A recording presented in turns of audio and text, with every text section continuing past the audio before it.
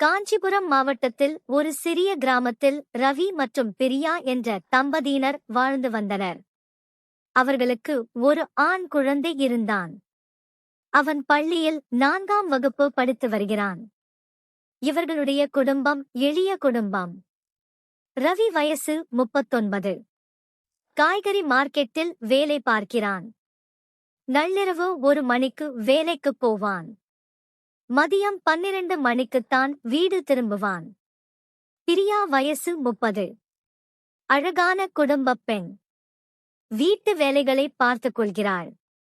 ரவி வேலை முடித்துவிட்டு வரும்போது வீட்டிற்கு தேவையான காய்கறிகளை வாங்கி வருவான். குடும்பத்தில் வருமானம் என்பது ரவி சம்பாதிப்பது மட்டும்தான். வீட்டு வாடகை, வீட்டிற்கு தேவையான அத்தியாவசிய பொருட்கள், பிள்ளை படிப்பு செலவு, இதர செலவுகள் அனைத்தும் அவன் வாங்கும் சம்பளத்தில்தான் பார்த்துக் கொள்கிறார்கள். பிரியாவுக்கு வெளியில் வேலைக்கு போக வேண்டும் என்ற ஆசை. ஆனால் வீட்டு வேலை, பிள்ளையை பள்ளிக்கு தயார் செய்வது, சமைப்பது என்று நாட்கள் கடந்தன. ஒரு சந்தோஷம் இல்லாத வாழ்க்கை அவர்களுக்கு ஓடிக்கொண்டிருந்தது. ஒரு நாள் இரவு நேரம் ரவி தூங்கிக் கொண்டிருந்தான். அவன் பிள்ளை படித்துக் கொண்டிருந்தான். அவன் படித்துக் கொண்டிருந்த சத்தம் ரவியை எழுப்பியது. பிரியா சமையலறையில் சமைத்துக் கொண்டிருந்தாள். ரவி சமையலறைக்குள் நுழைந்தான். அழகான புடவை தலையில் மல்லிகைப்பூ. இரவு நேரத்தில் அவள் ரவியின் கண்களுக்கு அழகாகத் தெரிந்தாள். அவன் கைகள் அவள் தோளில் பதிந்தன.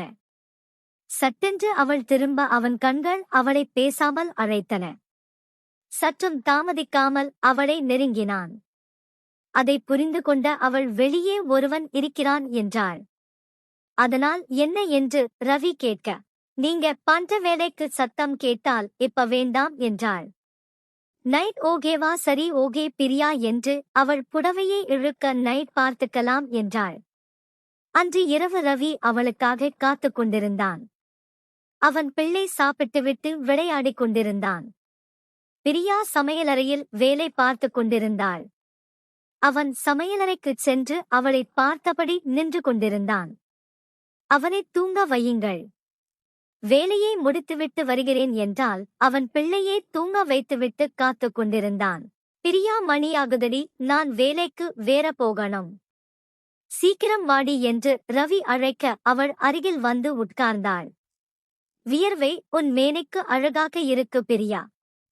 அவளுடைய கைகளைப் பிடித்து, நீ சந்தோஷமா இருக்கிறாயா? ஏன் இப்படி கேக்குறீங்க? நான் சந்தோஷமா இருக்கேன். சரி சீக்கிரம் ஆரம்பிங்க, உங்களுக்கு வேற வேலைக்கு நேரமாகுது. அவன் கைகளால் அவளுடைய வியர்வை துளியை துடைத்து அவள் அழகை பார்த்தபடி ரவி இருந்தான். சில நிமிடத்தில் அவன் கையை வைத்து அவள் வாயை அடைத்தான். சத்தம் போடாத, அவன் முழிச்சுக்கப் போறான். கத்தாம இருக்க முடியல, வாயை மூடிக்கோங்க என்றால் திடீரென்று அவன் போன் அடித்தது. எடுத்துப் பார்த்தான். கடையிலிருந்து அழைப்பு வந்திருந்தது. யாருங்க கடையில இருந்து போன் பண்றாங்க? இப்போ எடுக்காதீங்க, கொஞ்ச நேரம் கழிச்சு எடுக்கலாம் வாங்க என்று அழைத்தாள். அவன் போனை எடுக்காமல் வைத்துவிட்டு ஆரம்பித்தான். மீண்டும் அழைப்பு வந்தது. வேறு வழியில்லாமல் போனை எடுத்தான். கடையில வேலை அதிகமாயிருக்கு, உடனே கிளம்பி வா என்று அழைத்தனர். அவனும் சரி என்று சொல்லிவிட்டு வைத்தான். என்னங்க லேட்டா வரேன்னு சொல்லலாம்ல, சொன்னா ஏதாவது சொல்லுவாங்க, அப்போ போறீங்களா? எனக்கு ரொம்ப பசிக்குதுங்க, வாங்க என்று அழைத்தாள். ஆனால் ரவி கிளம்பலாம் என்று முடிவு செய்தான். பிரியா, இப்ப நான் போகலன்னா போன் அடிச்சுக்கிட்டே இருப்பாங்க, அதான் கிளம்புறேண்டி. நாளைக்கு பகலையே ஓகேவா? சரி என்று முகத்தைச் சுழித்துக் கொண்டாள். அவன் எழுந்து உடைகளை மாட்டிக்கொண்டு உடனே கிளம்பினான். பிரியா ரவி போனதிலிருந்து புரண்டு புரண்டு படுத்தாள். தூக்கம் வரவில்லை. என்ன செய்வது என்று புரியாமல் போனில் படம் பார்த்துவிட்டு படுத்தாள். மறுநாள் விடியல் காலை வீட்டிற்குச் சொந்தக்காரர் ரவி வீட்டிற்கு வந்தார். ரவி இல்லையாமா என்று பிரியாவிடம் கேட்டார். வேலைக்குப் போயிருக்காரு. உங்களுக்கு வீட்டு வாடகை கொடுக்க வேண்டும் என்று தோணுதா இல்லையா? தேதி 20 கிட்ட ஆகுது. இன்னைக்கு கொடுப்பீங்க நாளைக்கு கொடுப்பீங்கன்னு பார்த்தா நீங்க கொடுக்கற மாதிரி தெரியல. என்ன நினைச்சுக்கிட்டு இருக்கீங்க என்று கண்டபடி சத்தம் போட்டுவிட்டு கிளம்பினான். அக்கம் பக்கத்தினர் பிரியாவை பார்த்து கொண்டே நின்றனர். பிரியாவுக்கு அசிங்கமாக போய்விட்டது. வீட்டிற்குள் போய் கதவை அடைத்துக் கொண்டாள். மதியம் ரவி வேலை முடித்துவிட்டு வந்தான். நடந்ததை அனைத்தும் பிரியா கூறினாள். அவர் வீட்டுக்கு வெளியில் நின்னு கத்தி சத்தம் போட்டு போயிட்டாருங்க. எனக்கு ரொம்ப அசிங்கமா போச்சு. பணம் ரெடி பண்ணிட்டீங்களா? வேலை பார்க்கற இடத்துல பணம் கேட்டிருக்கேன். ஒரு வாரத்துக்கு அப்புறம் பார்க்கலாம். ஏற்கனவே நிறைய பணம் வாங்கி இருக்கேன்னு சொல்றாங்க. அதனால கொடுக்க தயங்குறாங்க. நீ வேணும்னா பக்கத்துல யார்கிட்டயாவது கடன் கேளு. 10 நாள்ல கொடுத்தரலாம். பக்கத்துல யார்கிட்ட கேக்கறது? பக்கத்து வீட்ல மீனா கிட்ட கேளு. இப்போ மீனா வீட்டுக்காரர் சொந்தமா பிசினஸ் பண்றாரு. லேட்டா கொடுப்பாங்க, கேட்டு பாரு. பிரியா சரி கேட்கிறேன் என்று மீனா வீட்டிற்கு கிளம்பினாள். அக்கா ஒரு 6000 பணம் கடனா கொடுங்க, 10 நாள்ல கொடுத்துறேன். வீட்டு வாடகை கொடுக்கணும். எங்களுக்கு நடந்ததெல்லாம் உங்களுக்கே தெரியும். ப்ளீஸ் அக்கா என்று பிரியா கேட்க நீ கேட்கலனாலும் நானே கொண்டு வந்து கொடுத்திருப்பேன். இந்தா என்று பிரியா கேட்ட பணத்தை கொடுத்தாள். நான் சொல்றேன்னு தப்பா எடுத்துக்காத பிரியா. நீங்க ரொம்ப கஷ்டப்படுறீங்கன்னு தெரியும். நீ ஏன் வேலைக்கு போகக் கூடாது? குடும்பச் சுமை கொஞ்சம் குறையும் இல்லையா? எனக்கும் வேலைக்கு போய் சம்பாதிக்கணும்னு ஆசைதான். வீட்டு வேலையே சரியா இருக்கு. என்ன பண்றது? அதுக்கு ஏத்த மாதிரிதான் பிளான் பண்ணிக்கணும். நீங்க வேலைக்கு போயிட்டு இருந்தீங்க, இப்ப போறீங்களா அக்கா? இல்லடி, வீட்டுக்காரர் பிசினஸ் ஸ்டார்ட் பண்ணிட்டாரு. அதான் வேலையை விட்டு நின்னுட்டேன். அக்கா நீங்க அந்த வேலையை எனக்கு வாங்கி கொடுக்க முடியுமா என்று பிரியா கேட்க அது உனக்கு சரியா வருமானு தெரியலையேடி. அக்கா அதெல்லாம் நான் அட்ஜஸ்ட் பண்ணிப்பேன். சேர்த்து விடுங்க. இவளுக்கு அந்த வேலை செட் ஆகுமா என்று யோசித்தாள் மீனா. என்னக்கா யோசிக்கிறீங்க? சரிடி, உன் வீட்டிற்காரர் கிட்ட பேசு. அவருக்கு ஓகேனா நாளைக்கு நான் வேலை பார்த்த இடத்திற்கு கூட்டிட்டு போகிறேன். தேங்க்ஸ் அக்கா. நான் வரேன் என்று சொல்லிக் கிளம்பினாள். மீனாவிடமிருந்து வாங்கி வந்த பணத்தை ரவியிடம் கொடுத்தாள். என்னங்க, நான் வேலைக்கு போகட்டுமா? மீனாக்கா வேலைக்கு போன இடத்துல நின்னுட்டாங்களாம். அவங்க என்னை சேர்த்து விடுறேன்னு சொல்லிருக்காங்க. நான் என் வீட்டுக்காரர் கிட்ட சொல்றேன்னு சொல்லிட்டு வந்துட்டேன். இப்ப உடனே அக்காவை கூட்டிட்டு போய் பார்த்துட்டு வரேன் என்றால் நேத்து பாதியிலேயே நின்னு போனது ஆரம்பிக்கலாம் என்று பார்த்தேன். சும்மா இருங்க, வேலை கிடைச்சதும் மொத்தமா கொண்டாடிக்கலாம் என்று பிரியா சொல்லிவிட்டு புடவை மற்றும் ரவிக்கையை மாற்றிக்கொண்டு தலையில் மல்லிகைப்பூ வைத்து அவளை அழகுபடுத்திக் கொண்டு கிளம்பினாள். மீனா வீட்டிற்குச் சென்று வாங்கக்கா போலாம் என்று அழைத்தாள். இப்பவே வா.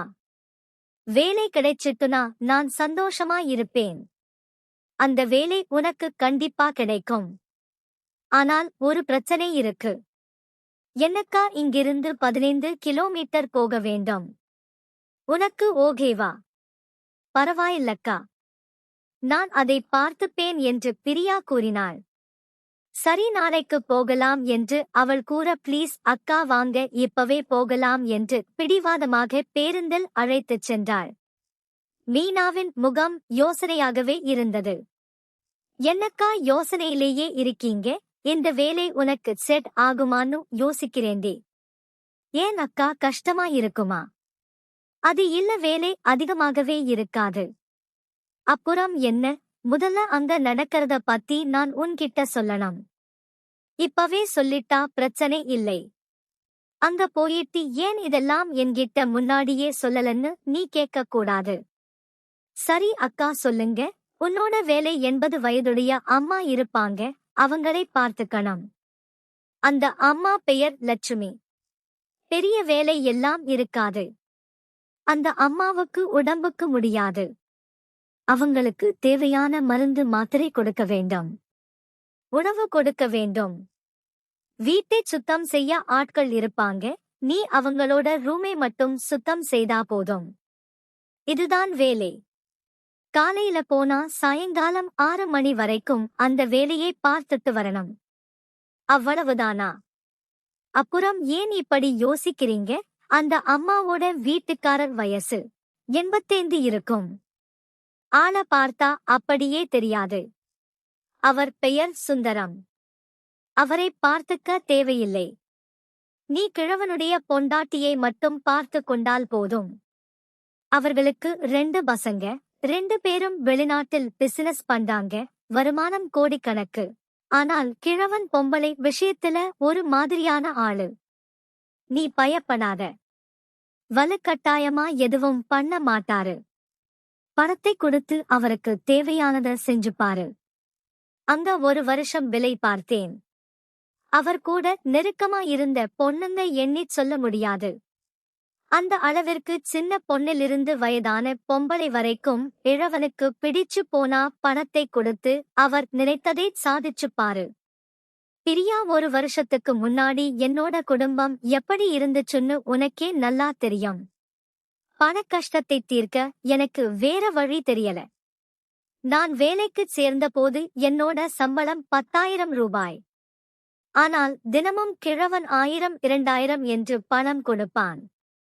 அவன் நல்ல மனசோடு கொடுக்கிறான் என்று நான் நினைத்தேன். ஆனா நான் ஒரு நாள் வேலை செஞ்சுட்டு இருக்கும்போது பின்னாடியே வந்து என் மேல கைய வச்சான். முதல்ல நான் அவன்கிட்ட இருந்து விலகிப் போனேன். அப்பவும் என்கிட்ட அதிகமான தொகையை கையில் வைத்து அழுத்தினான். என்னால மறுக்க முடியல. அன்னைக்கு என்னை பதம் பார்த்துட்டான். என்னுடைய அழகை 85 வயது கிழவனுக்கு தாரை வார்த்தேன். அப்புறம் எப்போதெல்லாம் தோணுதோ அப்ப எல்லாம் என்னிடம் வந்து விடுவார். அவர் என்னை அழைக்கும்போது ஒரு தொகையை என்னிடம் கொடுத்து விடுவார். அதைச் சேர்த்து வைத்துதான் என் புருஷனுக்கு பிசினஸ் பண்றதுக்கு உதவியா இருந்துச்சு. அப்புறம் எங்களுக்கு பிசினஸ்ல வருமானமும் வர ஆரம்பிச்சது. வேலைக்கு போக வேண்டாம் என்று முடிவெடுத்தேன். நான் போய் கிழவன் கிட்ட வேலையை விட்டுறேன்னு சொல்ல இத்தனை நாள் எனக்கு ஒத்துழைத்ததற்கு ரொம்ப சந்தோஷம் மீனா என்று சொல்லி 1 மாத சம்பளத்தை என்கிட்ட கொடுத்தார். உனக்கு எப்பயாவது என்னோட உதவி தேவைப்பட்டால் என்கிட்ட வா என்றார். அப்போதிலிருந்து இப்போது வரை கிழவன் என்னை எந்த ஒரு தொந்தரவும் செய்யவில்லை. காரணம் என்ன மாதிரி பல பெண்கள் கிழவனுக்கு தொடர்பில் இருக்கிறார்கள். அங்க வரக்கூடிய பொண்ணுங்க எல்லாம் ஏதாவது ஒரு சூழ்நிலையில் மன கஷ்டத்தோடு வராங்க. அதை அவனுக்கு சாதகமாக்கி பணத்தை கொடுத்து அவன்கிட்ட வர வச்சிக்கிறான். கிழவனை பத்தி எல்லாத்தையும் சொல்லிட்டேன். பிரியா உனக்கு பணத்தை வைத்து தூண்டில் போடுவார். அந்த நேரத்துல தெளிவா இருக்கணும் என்று மீனா கூறினாள். இப்படி ஒரு வாழ்க்கைக்குத்தான் ஆசைப்பட்டேன் என்று மனதிற்குள் நினைத்து கொண்டால் அனைத்தையும் யோசித்தபடி கிழவன் வீட்டிற்குச் சென்றனர். அவன் தங்கியிருக்கும் வீடு பெரிய தென்னந்தோப்பு. வெளி வாயிலில் இருந்து வீட்டிற்கு தொலைதூரம் செல்ல வேண்டும். இருவரும் நடந்து உள்ளே சென்றனர். அவன் வெளியில் பேப்பர் படித்துக் கொண்டிருந்தான். இருவரையும் அவன் பார்த்ததும், வா மீனா, எப்படி இருக்க? இது யாரு புதுசா இருக்க? இவ என்னோட பக்கத்து வீடு. வேலை விஷயமா பார்க்க வந்தேன் என்றாள் மீனா. இவங்களுக்குத்தான் வேலையா? ஆமாம் என்றால், நீ பார்த்துக்கிட்டே இருந்த வேலைதான் இப்போ காலியா இருக்கு. உன் பெயர் என்னம்மா? பிரியா. என் மனைவி முடியாம இருக்கா. அவளுக்கு நேரத்துக்கு மருந்து மாத்திரை சாப்பாடு எல்லாம் கொடுக்கணும். உனக்கு ஓகேவா? இருந்தா தாராளமா சேர்ந்துகொள். மாத சம்பளம் 10,000 ரூபாய். உன் முடிவைச் சொல்லு பிரியா. எதுவும் தயங்காமல் சரி என்றால், உன் வயசு என்னம்மா என்று கிழவன் கேட்க 30 என்றால், அருமையான வயசுதான் என்று கிழவன் கண்கள் அவள் உடலை மேயத் தொடங்கின. அவள் குச்சப்பட்டு உடைகளை சரி செய்து கொண்டாள். சரிமா மீனா, பிரியாவை கூட்டிக்கிட்டு போய் நீ பார்த்த வேலையை எல்லாம் சொல்லு என்று கூற மீனாவும் பிரியாவை உள்ளே அழைத்துச் சென்றாள். இவங்கதான் கிழவனோட மனைவி. இவங்களைத்தான் நீ பார்த்துக்கணும். சரி என்று கூறிவிட்டு கிழவனை பார்க்கச் சென்றனர். என்னம்மா பிரியா, எல்லாம் ஓகேவா? நாளையிலிருந்து வேலைக்கு வந்துருமா என்றான் கிழவன். பிரியாவும் சரி என்றால், இந்தா பிரியா சம்பள பணம் என்று கிழவன் கொடுத்தான். எல்லோரும் ஒரு மாசம் முழுசா வேலைக்கு வந்ததுக்கு அப்புறம் கொடுப்பாங்க. நான் ஒரு வித்தியாசமான ஆளு. இந்தா வச்சுக்கோ. பிரியா தயக்கத்துடன் வாங்கிக் கொண்டாள். பிரியாவின் மனதில் சந்தோஷம் பொங்கியது. அதை வெளிக்காட்டிக் கொள்ளாமல் இருவரும் கிளம்பினார்கள். உனக்கு ஓகேவா பிரியா என்றால் மீனா. சமாளிச்சுப் பேங்கா. என்னவோ பார்த்து ஜாக்கிரதையா இருந்துக்கோ. வெளியில தெரிஞ்சா அசிங்கமாயிடும். அப்புறம் எனக்கு நடந்ததை எல்லாம் ஒன்னும் விடாம உன்கிட்ட சொல்லிட்டேன். அதை உனக்குள்ளேயே வச்சுக்கோ. உன் கணவர்கிட்ட கூட சொல்லிடாத என்றால் மீனா. நான் எதுவும் சொல்ல மாட்டேன் அக்கா. எனக்கு எவ்வளவு பெரிய உதவி செஞ்சிருக்கீங்க, இதை மறக்கவே மாட்டேன். இருவரும் வீட்டிற்குச் சென்றதும் பிரியா ரவியிடம் வேலை கிடைத்துவிட்டதாக கூறினாள். அதோடு முன்பணம் 10,000 கொடுத்ததாகவும் கூறினாள். ரவி மிகவும் சந்தோஷம் அடைந்தான். நாளையிலிருந்து வேலைக்குப் போகணும். ஒரே ஒரு பிரச்சனை, வீட்டிலிருந்து 15 கிலோமீட்டர் பஸ்ஸில்தான் போக வேண்டும். அதோடு பிள்ளையை ஸ்கூலுக்கு கிளப்பி விடணும். அதுக்கப்புறம் வேலைக்குப் போகணும். கொஞ்சம் நாளைக்கு கஷ்டமாயிருக்கும். போக போக பழகிடும். எனக்கு ரொம்ப சந்தோஷமாயிருக்கு. நம்ம கஷ்டம் எல்லாம் தீரப் போகுது என்று பேசிக்கொண்டே ரவி அவள் ரவிக்கையில் கை வைத்தான். அவன் எதற்காக கை வைக்கிறான் என்று பிரியா புரிந்து கொண்டாள். இப்போ வேண்டாங்க, காலையில எந்திரிக்க முடியாது. டயர்டா இருக்கும். இன்னொரு நாள் பார்த்துக்கலாம் என்று பிரியா சொல்லச் சரி என்று சொல்லி விலகினான். ஆனால் வேறு ஒரு காரணத்திற்காக வேண்டாம் என்றாள். மறுநாள் பேருந்தில் ஏறி வேலைக்கு பிரியா கிளம்பினாள். வீட்டில் யாரும் இல்லை. கதவு திறந்திருந்தது. உள்ளே சென்றாள். மாடியில்தான் லட்சுமி அம்மா இருக்கிறாள். பிரியா மாடி ஏறினாள். அப்போது படிக்கட்டு ஓரமாக இருந்த அறையிலிருந்து ஆசையை தூண்டும் அளவிற்கு சத்தம் வந்து கொண்டிருந்தது. அதைச் சிறிது கணம் பிரியா நின்று கொண்டு அந்தச் சத்தத்தைக் கேட்டு அனுபவித்துக் கொண்டிருந்தாள். அப்போது கதவை திறந்து கொண்டு ஒரு பெண் வெளியே வந்தாள். அவள் உடை தலைமுடி எல்லாம் அலங்கோலமாக இருந்தது. அவள் பெரும் அசதியில் முந்தானியை எடுத்து துடைத்தபடி வெளியே வந்தாள். சில நிமிடத்தில் கிழவனும் சட்டை அணிந்து கொண்டு வெளியே வந்தான். அவன் பூஜையை முடித்துவிட்டு வருகிறான் என்று பிரியா புரிந்து கொண்டாள். சற்று நிமிர்ந்து பிரியாவை பார்த்தான். அவன் கண்களில் மீண்டும் பூஜையை ஆரம்பிக்கலாமா என்று கேட்பது போல் அவளுக்கு தெரிந்தது. அப்படியே அருகில் வந்து, இதெல்லாம் இங்கே சகஜம். இன்னைக்குத்தான் வேலைக்கு வந்திருக்க, போக போக உனக்கே தெரியும் என்று சொல்லிவிட்டு, இன்னைக்கு உன்னோட ரவிக்கே ரொம்ப அழகா இருக்கு என்று சொல்லி கிழவனுடைய கண்கள் அவளைச் சீண்டின. 85 வயது கிழவன் இப்படி ஆட்டம் போடுகிறானே என்று மனதில் நினைத்துக் கொண்டு மாடியில் ஏறினாள். அங்கே லட்சுமி படுத்துக் கொண்டிருந்தாள். லட்சுமி அம்மாவிற்கு தேவையானதைச் செய்து கொடுத்துவிட்டு அமர்ந்தாள். மாலை வேளை கிளம்பலாம் என்று லட்சுமி அம்மிடம் சொல்லிவிட்டு பிரியா கிளம்பினாள். கிழவன் வாசலில் ஒரு பெண்ணிடம் பேசிக் கொண்டிருந்தான். இதே வேலையாகத்தான் இருப்பான் போல என்று நினைத்துக் கொண்டாள். ஆனால் கிழவன் ஏதாவது பேசுவான் என்று எதிர்பார்த்தாள் பிரியா. ஆனால் கிழவன் பிரியாவின் பக்கம் திரும்பவில்லை. இப்படியே நாட்கள் கடந்தன. ஒரு நாள் லட்சுமி மொட்டை மாடியைச் சுத்தம் செய்யச் சொல்லி பிரியாவிடம் சொல்ல, அவளும் மாடியில் சுத்தம் செய்து கொண்டிருந்தாள். அப்போது பிரியா என்று சத்தம் வந்தது. அது அந்த கிழவனின் சத்தம்தான் என்று புரிந்து கொண்டாள். மாடியில என்ன செஞ்சுக்கிட்டு இருக்க, அம்மாதான் இங்க கிளீன் பண்ணச் சொன்னாங்க என்று கூறினாள். அப்போதே கிழவன் பாக்கெட்டில் இருந்து ஒரு சிறு தொகையை எடுத்து பிரியாவிடம் நீட்டினார். ஆகா, வலையே வீசுறானே, இதுக்குத்தாண்டா இத்தனை நாளா காத்துக்கிட்டு இருந்தேன். உடனே வாங்கினால் நம்மை தவறாக புரிந்து கொள்வான் என்று யோசித்தபடி பதட்டத்தில் கைகளை பிசைந்தவாறு நின்று கொண்டிருந்தாள். வாங்கிக்கோ பிரியா என்று அவளுடைய கைகளை பிடித்து பணத்தை வைத்து அழுத்தினான்.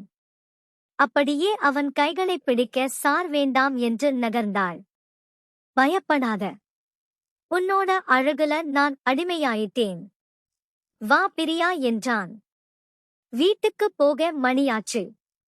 நாளைக்கு வரேன் என்றால் நாளைக்கு ஞாயிற்றுக்கிழமை நீ வரமாட்ட.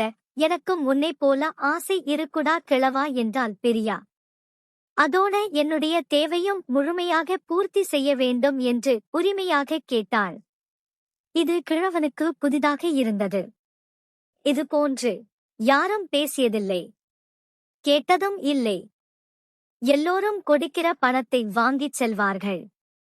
ஆனால் இவள் புதிதாக இருக்கிறார் என்று கிழவனுக்கு சந்தோஷமாக இருந்தது. அப்படியா? நாளைக்கு என்னுடன் விளையாடிச் சந்தோஷப்படுத்து. உனக்குத் தேவையானதைச் செய்து தருகிறேன் என்று அனுப்பி வைத்தான். பிரியா எந்த ஒரு பயமும் பதட்டமும் இல்லாமல் கிழவன் வீட்டிலிருந்து கிளம்பினாள்.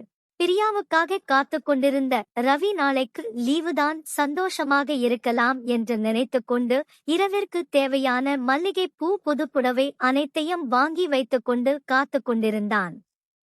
பிரியா வீட்டிற்கு வந்ததும் அவன் கட்டி அணைத்துக் கொண்டான். ஆனால் அவளுக்கு விருப்பமில்லாமல் கைகளை விலக்கி நகர்ந்தாள். இன்னைக்கு வேணாங்க, நாளைக்கு எனக்கு வேலை இருக்கு. அந்த வேலைக்கு போகணும். அதிகமா கொஞ்சம் பணம் தரணும்னு சொன்னாங்க, மறுக்க முடியல. எனக்கு வேற காலையில இருந்து வேலை பார்த்தது டயர்டா இருக்கு. இன்னொரு நாள் பார்த்துக்கலாம் என்று பிரியா கூறச் சரி என்று சொல்லிச் சேர்த்து சமைச்சு வச்சிருக்கேன், சாப்பிடுவா என்று ரவி கூறினான். இல்லைங்க, எனக்கு பசி இல்லை என்று கூறிவிட்டு படுத்துக்கொண்டாள். மறுநாள் ஞாயிற்றுக்கிழமை அதிகாலையிலேயே எழுந்து தலை குளித்துவிட்டு கிளம்பினாள். ரவியும் அவள் மகனும் தூங்கிக் கொண்டிருந்தார்கள். ரவியை மட்டும் எழுப்பி நான் கிளம்புறேங்க, அவனை பார்த்துக்கோங்க என்று கூறிவிட்டு கிளம்பினாள். போகும் வழியில் 3 முழம் மல்லிகைப் பூவை வாங்கிக் கொண்டு ஒரு கடையில் புதிதாக கைகள் இல்லாத ரவிக்கையை வாங்கிக் கொண்டு கிழவன் வீட்டிற்கு கிளம்பினாள். அங்கே போனதும் கிழவன் வீட்டிற்கு பின்புறம் ஒரு குடிசை இருக்கிறது. அங்கே சென்றாள். அங்கே அவள் புதிதாக வாங்கிய கைகள் இல்லாத ரவிக்கையை அணிந்து கொண்டு மல்லிகைப் பூவை வைத்துக் கொண்டாள். பிறகு கிழவனை போனில் அழைத்து அவள் இருக்கும் இடத்துக்கு வரச் சொன்னாள்.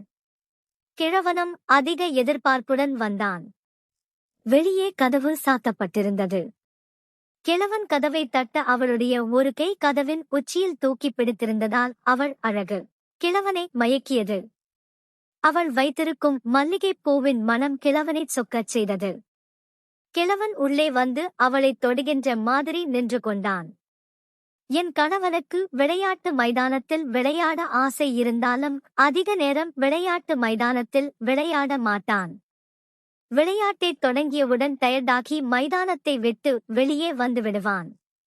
அதனாலேயே நான் வெளியில் தேட ஆரம்பித்தேன். எனக்கு வயசு 30 என்றாலும் கிழவன் என்றால் எனக்கு மிகவும் பிடிக்கும். என்னுடைய கற்பனை வாழ்க்கையில் மிதக்கும் போதே கிழவன்தான் என்னுடைய ராஜா. ஒரு நாளாவது கிழவனுடன் விளையாட வேண்டும் என்று பல நாள் கனா கண்டிருக்கிறேன். மீனா வேலைக்குச் சேர்த்து விடு வரும்போதே உன்னை பற்றி கூறினால் இப்படிப்பட்ட கிழவன்தான் எனக்கு வேண்டும் என்று என் மனதில் நினைத்துக் கொண்டேன். அப்போது அந்த நாளுக்காக எதிர்பார்த்து தவித்தேன். நீ என்னை பார்க்கும் போதெல்லாம் இவன் வந்து என்னை அள்ளிக் கொண்டு போக மாட்டானா என்று ஏங்கித் தவித்தேன். வாய்விட்டு உன்னிடம் சொல்லி அழைக்கலாம் என்று நினைத்த போதுதான் நேற்று என் கையில் பணத்தை கொடுத்தாய். இதுக்காகத்தாண்டா இத்தனை நாள் காத்துக் கொண்டிருந்தேன் என்று மனதிற்குள் நினைத்துக் கொண்டேன்.